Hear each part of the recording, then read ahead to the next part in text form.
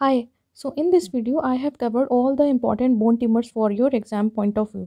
आप एक पेज ले लो और ऐसे करके उसमें लाइंस बना लो, डिवाइड कर लो, एक पेज पे ही मैं सारे नोट्स बनवा दूंगी। तो first of all pagers disease abnormal remodelling of bone होती है, इन्लार्जमेंट ऑफ द जॉ मिलता है इसमें, और इनएबिलिटी टू बियर डेंचर्स, मतलब पेशेंट की कंप्लेन होती है बार बार उसको डेंचर चेंज करने पड़ते हैं क्योंकि साइज़ इंक्रीज़ हो रहा होता है जॉ का, क्योंकि रिमॉडलिंग हो रही होती है। देन इसमें हम लोगों को मिलता है कॉटन व्यूल अपीयरेंस और hypercementosis, loss of well defined lamina dura, ये these are the important features, याद रखने हैं इसको। लिंकन साइन मिलता है, ब्लैक बियर्ड साइन मिलता है जब हम स्किनटीग्राफी वगैरह करते हैं तो वॉर्म इन टच हो जाती है क्योंकि हाई वेस्कुलैरिटी हो जाती है। चॉकस्टिक फ्रैक्चर्स मिलते हैं और एल्कलाइन फॉस्फेटेज इंक्रीज़ हो जाता है, उसका लेवल जो है वो इंक्रीज़ हो जाता है। इसको बहुत ज़रूरी है याद रखना। उसके बाद है फाइब्रस डिस्प्लेजिया में जो कनेक्टिव टिश्यू होते हैं उसकी जगह फाइबर्स आना शुरू हो जाता है। इसके दो टाइप्स होते हैं, मोनोऑस्टियोटिक और पॉलीऑस्टियोटिक। मोनोऑस्टियोटिक में जनरली स्कल और फेशियल बोन इन्वॉल्व होती है। पॉलीऑस्टियोटिक के दो याद रखना, जेफीस और एल ऑलब्राइट, पूरे नाम मत याद रखना, जेफीस और मैक ऑलब्राइट याद रखना। जेफीस में पिगमेंटेशन मिलता है, ऑलब्राइट सिंड्रोम में एंडोक्राइनल डिस्टर्बेंसेस आएंगे। एंडोक्राइनल याद रखना, जेफीस में कुछ भी ऐसा नहीं होता, बट मैक ऑलब्राइट एसोसिएटेड होता है एंडोक्राइनल डिस्टर्बेंसेस के साथ। Weakness of the femur bone हो जाती है, हॉकी बोन जैसी, हॉकी स्टिक लाइक अपीयरेंसेस आती हैं बोन में। Okay, so these are the important points. And next is cherubism. Cherubism gene important है, याद कर लेना, ऑटोसोमल डोमिनेंट होता है। नूनैन सिंड्रोम इससे एसोसिएटेड होता है। चेरोबिज्म क्या, बच्चों में जो चीक्स होते हैं और मैक्सिला का साइज़ इंक्रीज कर जाता है ना, तो वही होता है।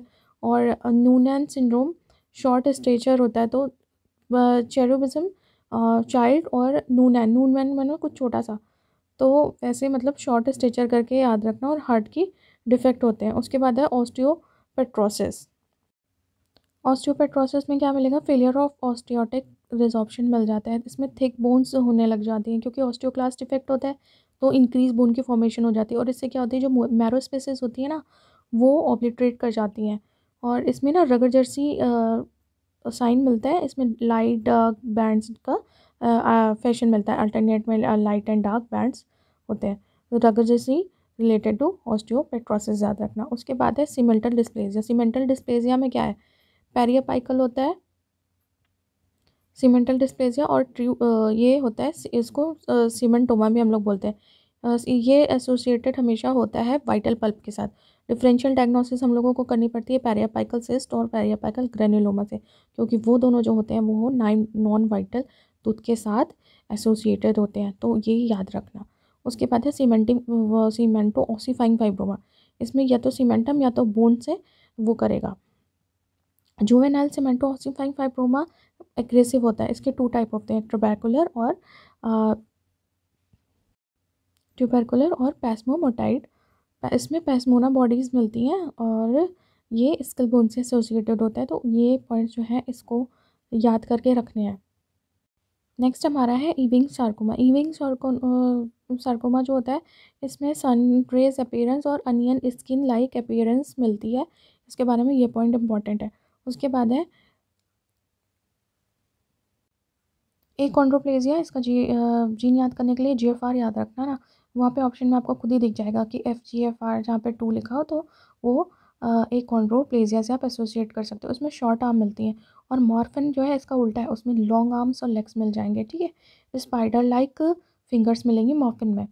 और इसमें जो एकॉन्ड्रोप्लेजिया है, इसमें ट्राइडेंट हैंड मिलेगा। उसके बाद है ऑस्टियोजेनेसिस इम्परफेक्टा, सबको पता होता है, कुछ बताने की ज़रूरत नहीं है, बस इसका जीन याद रखना।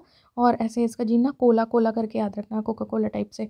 ठीक है, तो ये जो ऐसे जो COLA1 जहाँ लिखा हो पकड़ लेना फटाफट कि वो ऑस्टियोजेनेसिस इम्परफेक्टा से रिलेटेड होगा। जहाँ पे तुम्हें GFR जैसा कुछ दिखे वहाँ पे एकॉन्ड्रोप्लेजिया का जीन याद रखना। एक तो अगर तुम याद कर लोगे ना तो फिर बाकी में कन्फ्यूज़न कम रह जाएगा, क्योंकि जीन्स याद करना तो थोड़ा कंफ्यूजिंग हो जाता है। अच्छा, तो इसमें ना ये ऑस्टियोजेनेसिस इम्परफेक्टा टाइप 2 बहुत सीवियर होती है, स्टिल बर्थ होती है, उसमें क्लास बोन होती है, बहुत ब्रेन बोन होती है ब्रेक करती है। ब्लू स्कैरा मिलता है इसमें, बट दूसरे में मॉर्फिन में भी मिलता है, और फीटल रिकेट्स में भी आपको ब्लू स्कैरा मिलेगा, तो देख लेना। हम बाकी अगर फीचर्स प्रेजेंट हैं तो ही ऑस्टियोजेनेसिस इम्परफेक्टा के ऑप्शन पे टच करना। हाँ आई मीन टिक करना। Next is multiple myeloma. Multiple myeloma के बारे में तो जहाँ से जितने पॉइंट्स मिले पढ़ लो, बहुत इंपॉर्टेंट है, कुछ ना कुछ क्वेश्चन आ ही जाता है। अच्छा, मल्टीपल माइलोमा में पंच आउट करके जो रेडियोग्राफ इसका है वो भी इंपॉर्टेंट है, स्कल पे मिलते हैं, ठीक है, तो उसको भी एक बार देख लेना। अपार्ट सिंड्रोम में क्या है, ये है तो ये अपार्ट सिंड्रोम, अपार्ट को अपार्ट एफ मत याद रखना, मतलब अलग अलग कुछ नहीं है। इसमें क्या है, मिटन हैंड और सॉक फीट मिलते हैं, मतलब ये जुड़ जाते हैं डिजीज जो होते हैं, ठीक है।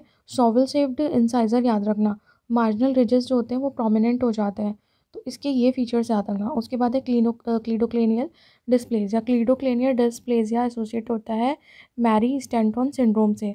इसमें क्या है, इसमें क्लैविकल एब्सेंट होती है, ठीक है। इसमें सेलुलर सीमेंटम होता नहीं है, वॉर्मियन बोन मिलेगी तुम्हें और सुपर न्यूमररी टीथ मिल जाएंगे। तो क्लीडोक्लेनियर के बारे में ये वर्ड्स तो भूलना ही नहीं है। उसके बाद आता है कारपेंटर सिंड्रोम। कारपेंटर में याद रखना, कारपेंटर्स बहुत सारा काम करते हैं ना, तो उसके पास ना एक्स्ट्रा फिंगर हो जाएंगी, ठीक है, ऐसे करके याद रख लेना।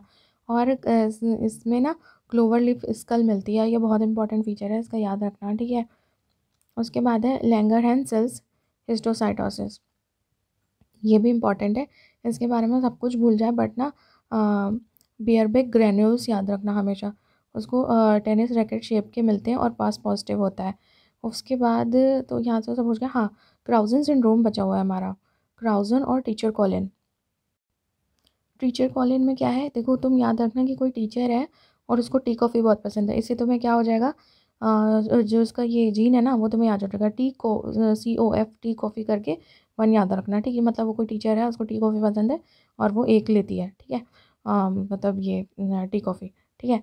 उसके बाद टीचर्स जो होते हैं बोलते बोलते उनका मुंह थक जाता है ना, मतलब पढ़ाते पढ़ाते, तो ऐसे कुछ याद रखना कि इसमें ना हाइपोप्लास्टिक मैंडिबल मिलेगा। और क्राउजन सिंड्रोम में क्या फल मिलता है, हाइपोप्लास्टिक मैक्सिला, तो ये इंपॉर्टेंट है, कर लेना।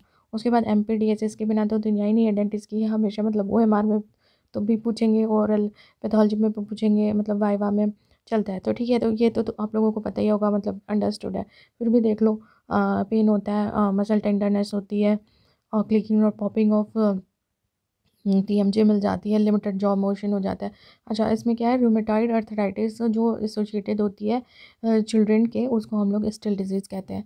तो ये सारे इंपॉर्टेंट पॉइंट्स थे, वो मैंने करवा दिए हैं। अच्छा प्लीज़ आप इन सारी चीज़ों को लर्न कर लेना, और एक शॉर्ट पेपर पे आप रखोगे ना तो बहुत अच्छा रहेगा। ये एग्ज़ाम के पहले मतलब आप सब वहीं से ही रिवाइज़ कर लोगे। All the very very best. Thank you so much for watching my videos.